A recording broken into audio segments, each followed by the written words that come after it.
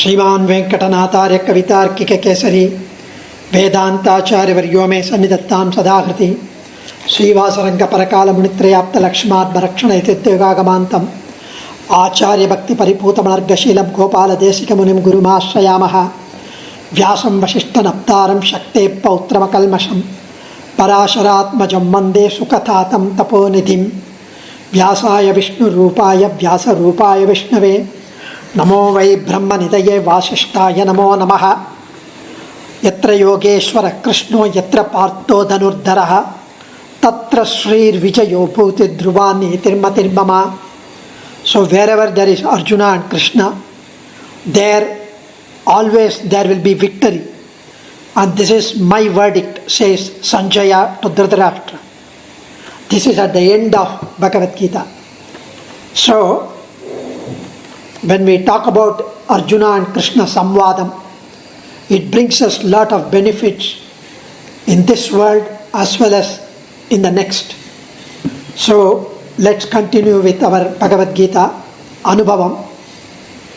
I am just referring to the Purvacharya's Vyakhyanams and taking mainly the essence, the brief few slokas. So we saw the first chapter few weeks back. Arjuna was forced into a war in the battlefield with his own dear cousin brothers and grandfather and acharyas and everybody. So when he saw them arrayed, organized against him, a sudden splash of mistaken affection, deluded pasam, preeti for them came in his heart. He wished to avoid the battlefield that he mistook as unjust, unfair, not right, not appropriate, and threw away his bow and the arrow. He surrendered to Krishna Paramatma, who out of his infinite kshaulabhyam, vatsalyam, karunyam, he opted to serve as his divine charioteer, chauffeur, driver. And Arjuna sought Krishna's advice as to what is the best way for me. He surrendered. He says, tell me which is the best way for me. He never said, tell me whether I should fight. He said, tell me that which is the best for me. So Krishna grabbed the opportunity. He took that as an excuse and he blessed us with the wonderful divine Upanishadic truth as Bhagavad-gita. Like a cow that gives us milk just looking at the calf for the sake of humanity, he blessed us with the Bhagavad-gita. So the second chapter was Sankhya Yoga, path of correct knowledge. So Krishna advised that Arjuna's affection was misplaced, was not appropriate. At the wrong moment it came because he had confused the body with the Atma. He clarified that the soul and the body were different from each other because the soul is eternal and cannot be destroyed. There was no question of anyone being killed or anyone killing the other person. As the body was anyway going to perish sooner or later, he was not to worry about it also.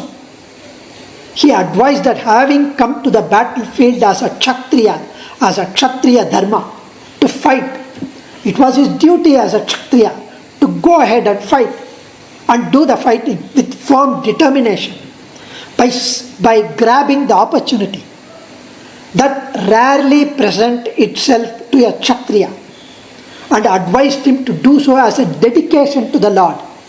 Dedication, samarpanam to Bhagavan. Don't bother about the result, whether you win or you get killed or you lose, whatever. When you perform that in this spirit, no papam will accrue to you. That is known as karma yogam, integrated with correct knowledge. So, which we come to the third chapter, karma yogam, which is the path of action. And that's what we saw last week, briefly, at 1,000 feet at altitude. So, because from the womb to the tomb, from the garbham to the grave. We are not used to acquiring any tattvam, philosophy. We cannot easily practice the jnanam, the meditation, the dhyanam. From the cradle right up to the end, we are only doing duties, action. Sometime, every moment we are acting. We are performing duties, action. Whether voluntary or involuntary, like breathing, voluntary like working, or batting our eyelids, whatever, eating, sleeping, all. So only the path of karma is the most suitable for laymen, lay folks like us. Talking about the action of karma, Krishna explains. That's what we are going to enjoy in this sloka. He says karma means sacrifice, offering, samarpanam. How humans and celestials, the devas, are interchangeably interdependent. The former, the human beings, offering through the yajnam, through the sandhyavandanam, through the brahma yajnam, through the devarishi kandarishi tarpanam, offering to the devatas by agni, by homam, by shraddham, whatever, and the devatas receiving the sacrificial offering, bless the humanity with plenty of prosperity. So Krishna emphasized that by doing that, varnashrama dharma, varna means our brahmana, kshatriya, vaishya, shudra. Ashrama means brahmacharya, grahastha, vanaprastha, sannyasi. The varnashrama dharma, in accordance with the shastras, in accordance with our birth, our duty, our stage. While doing this karma, however, one should remove the thought of being the doer. We should remove the thought that we are the doer. We should say, He is the doer. He makes us as an instrument to perform this. All actions are triggered by the triguna, sattva, rajas, tamas, guna, by the prakriti sambandha, by the karma vasanas associated with this body. This can be achieved by dedicating the action to me, by controlling the mind he talks about. So let's look at few slokas to glean over these meanings. So when Arjuna said, you said karma yoga, you said jnana yoga, you said body and soul, I'm confused. What do you want me to do? It's easier to sit to do dhyanam rather than fighting and killing them. So tell me, Krishna says, Arjuna, lokesmin dvivida nishta. He says, lokesmin dvivida nishta pura prokto maya naga jnana yogena sankhyanam karma yogena yoginam. Third sloka, third chapter. He says, Arjuna, what I taught was very clear and without any contradiction. You perhaps have not understood. I will explain it again. Listen. All the people of this world are not of the same type in all aspects. This qualification, one has, another lacks. If one has a qualification, other one lacks that. What one desires, other does not want. So we cannot say all persons are candidates for all things. I have clearly told you long ago, right at the time of creation.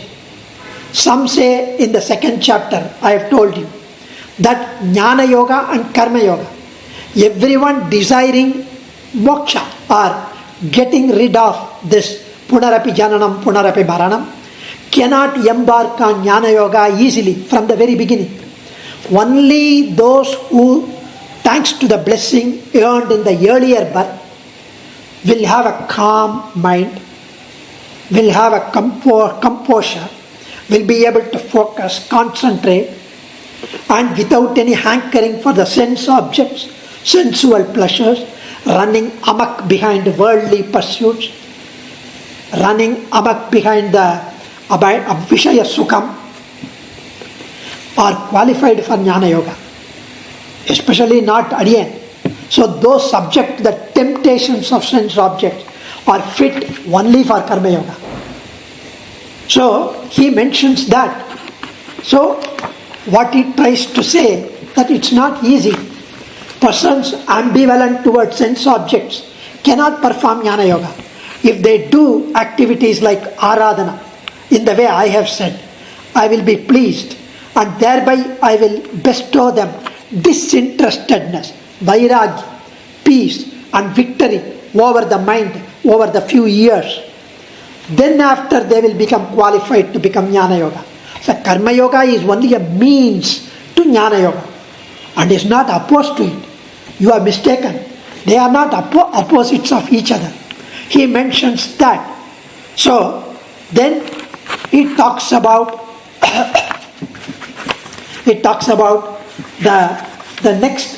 He mentions that karmendriyani samyamya ya aste manasa smaran indriyarthan vimudhatma mityacharasa uchyate. Last week we saw about it. So here he says in the 6th sloka, Arjuna, without controlling the mind through performance of Karma Yoga, as I explained, he who begins the Jnana Yoga meditation straight away is said to be Mithya Achara, false behavior. Mithya Achara, to have bad conduct. So, all his actions are diversed from his thinking. He may sit down, resolved to contemplate on the Jivatma, but his mind will be on Netflix. His mind will be something else. But his mind will dwell on everything other than that, what he is doing. So following my instructions, directing the organs of action towards actions, not having attachment for anything. You make sure that you offer flowers to my feet. Recite Vishnu Sahasranamam with your mouth, tongue. Look at my form, look at my Divya Mangala Vigraham with your eyes. Smell the flowers with your nose. Listen to the Kirtanam. Prostrate with your body. So, if you do that, you will be able to focus your body on these kind of duties. So that is why we need to do back to back. Sandhya Vandanam, then the studies, then Vishnu Sahasranamam, Sayam Sandhya Vandanam, like that. So you keep doing so that you will be occupied. Idle mind is the devil's workshop. So the moment you sit idle, you would scroll unnecessarily. And when you scroll, your finger will go down, down, down. That means it is symbolically saying it will pull you down, down and down. No scrolling is up. All scrolls are down. So next he says in the 11th sloka, Devan bhavayatanena te deva bhavayantuvaha parasparam bhavayantaha shreyah paramavapsyataha. Here 11th slokam, he says, by performing the rites, the yagam, the sadhyavandanam, the work and other works, whatever dharma you have to do, whether you are a student, you are a householder, you are a grahastha, you are a teacher, or a worker, or an employee in an office, regardless of the role that you perform as an offering to me. You perform even if it is if it is a homam, if it is a sandhyavandanam, if it is a shraddham, you are offering the ghee to the Agni. The Agni, the Devata, the Pitru Devata, they are all accepting. All that I am doing is through them I take. It is Perumal, whatever be the works we undertake aiming to please the Devatas. Indeed, only Bhagavan is worshipped thereby. He is going to say later in the chapter that whatever that you offer to Devata through Yajnam, Yagam, your rituals, your Sandhyavandanam, whatever that you do, I, as an indweller in them, they are my body. Anga Anyanya Devata Aha, says Upanishad. Every part of the body is the Devata of Perumal. So, every avayavam as the Lord Mahavishnu is the Devata. Whether we are aware of this or not, while performing the work, It is Bhagavan who is the Antaryami, who is the inner controller of all the God who is being worshipped. If we take up the activity without realizing this, even the due benefits may not come because we are attaching ourselves to the result. So whatever that you perform, whether it's a work in the office or as a husband doing the household chores or a student studying, do not attach yourself whether I will get 80%, no I should get tomorrow 90%. Give the best shot. You are given intellect. Maximize the intellect to study hard, give the best shot to the best of your ability. Rest is the Lord's will, sankalpam. Whatever that is destined will happen.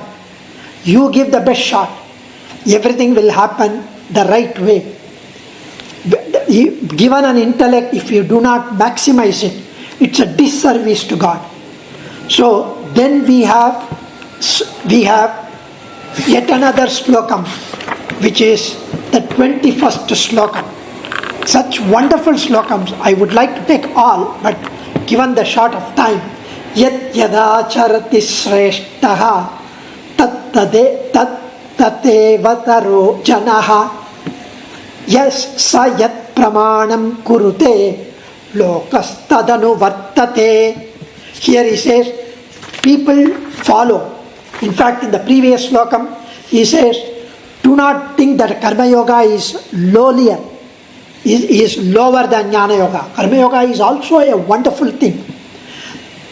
People, the kings like Janaka had vast, deep knowledge. He could have done Jnana Yoga. He could have simply meditated. But being sages, they could perceive things beyond their senses.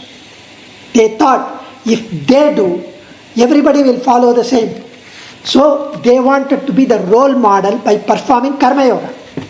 That's what he says in 21st sloka. He says, whatever action, in whatever manner, is performed by a person well known in the community. If somebody whom people look up to, if he does not do Sandhyavandana, people will say, they will say, he is not doing Sandhyavandana, why should I do? He is not wearing Thiraman, why should I wear? So, whatever action is, whatever manner is performed by a person well known for his deep knowledge, for his conduct, for his morality, and his way he performs in front of others, at least, even if he is a Vaishadhari, and he is fit for his religious practices. And if he does regularly the Trikala Sandhyavandanam, or if he is behaving, speaking in a sweet manner, not causing any harm, or speaking harshly, or not using abusive language, if he speaks sweetly, softly, friendly, give respect to others, and people will follow the same, because they would like to ape. By doing that, they would like to copy, which is the good thing. So Krishna says, common people will also do the same thing what the erudite scholars do.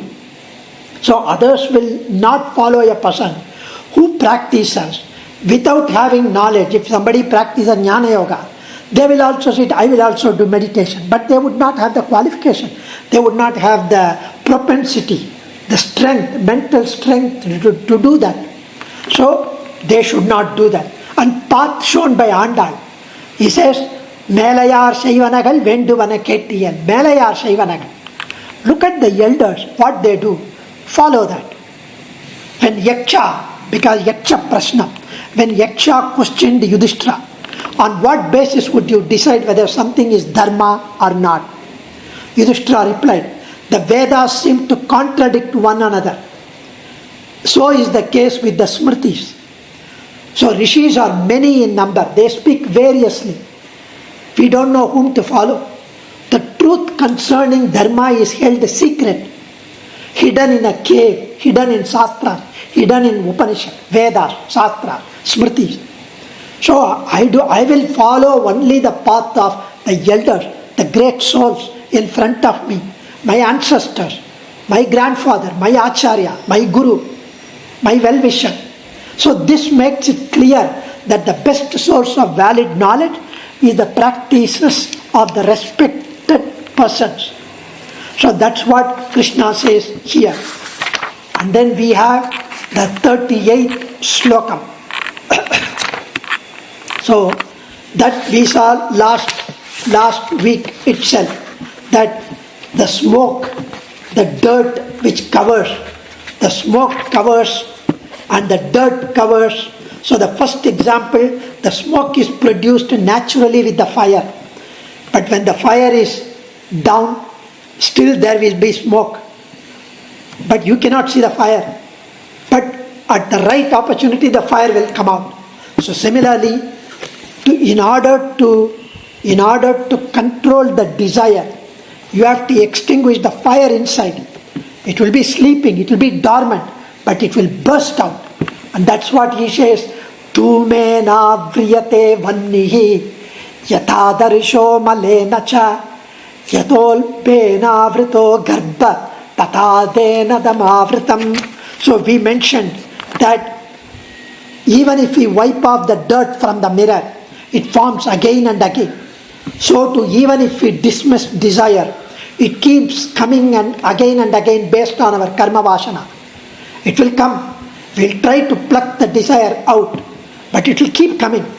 Similarly, just as the fetus cannot free itself from the womb, from the uterus, from the membrane, we cannot liberate ourselves from the desire by our efforts. Only at the right time the delivery comes. So by the grace of Bhagavan, only we can conquer desire, says Krishna.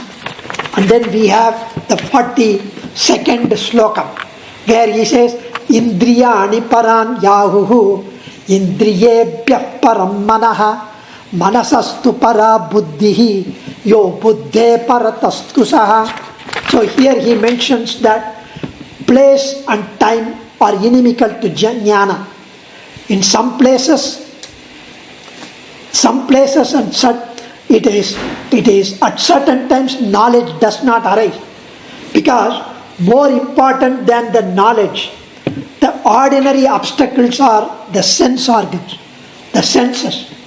When the senses get interested in their sensual objects, other objects, knowledge of the self, the jivatma, will not arise. You may try to focus. No. Even if you are doing duty, unless you do not detach yourself from the result, you will not be able to focus. You will not be able to give 100%. So the mind is more important than the senses. Even though the senses may have been withdrawn, if the mind keeps lingering on the aroma of coffee, it would still yearn and look for that. The indriyas too follow the mind ultimately. So the control of the senses becomes futile. Then control of the mind gets conquered by the intellect. The intellect will work against the mind and say, come on, you have only one life, just go enjoy.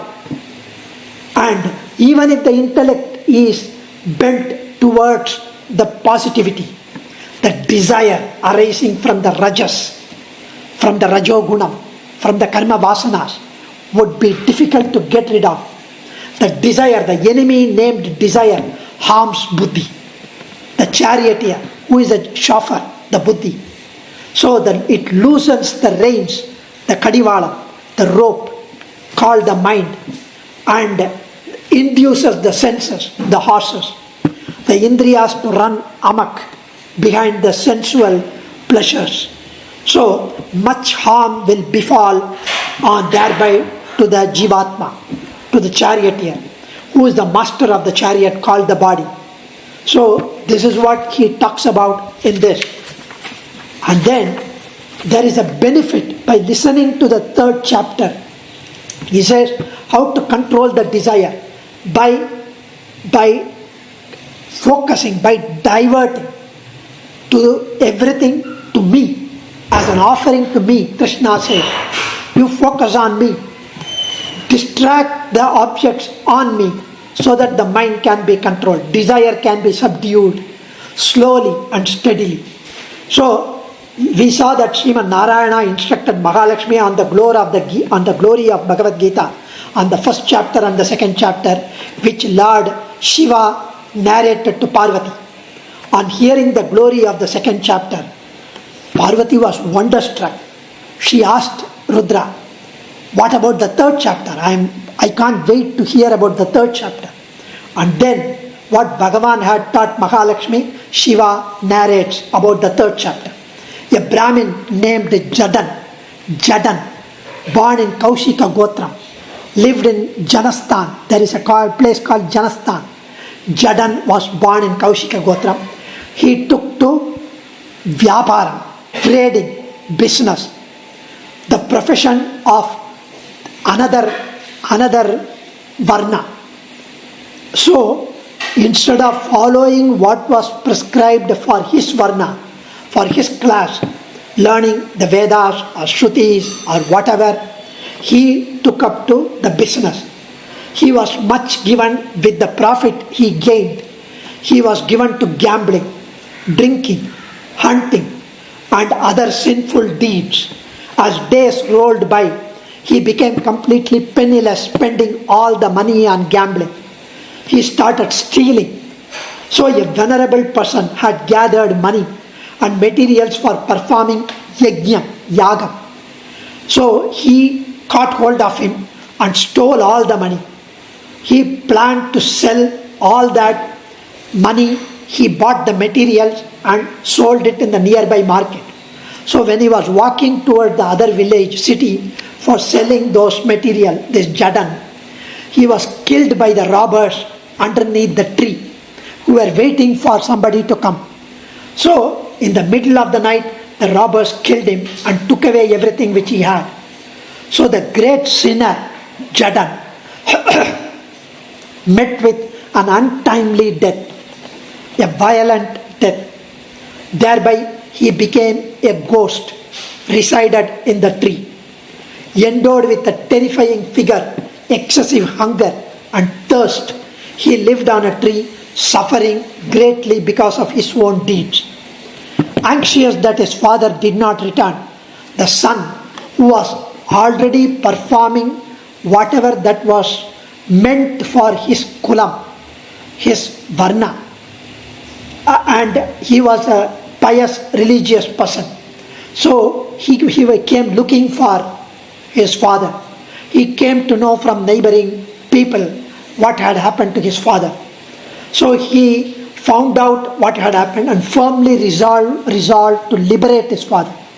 He sat down under a tree and he later undertook a pilgrimage to Kashi.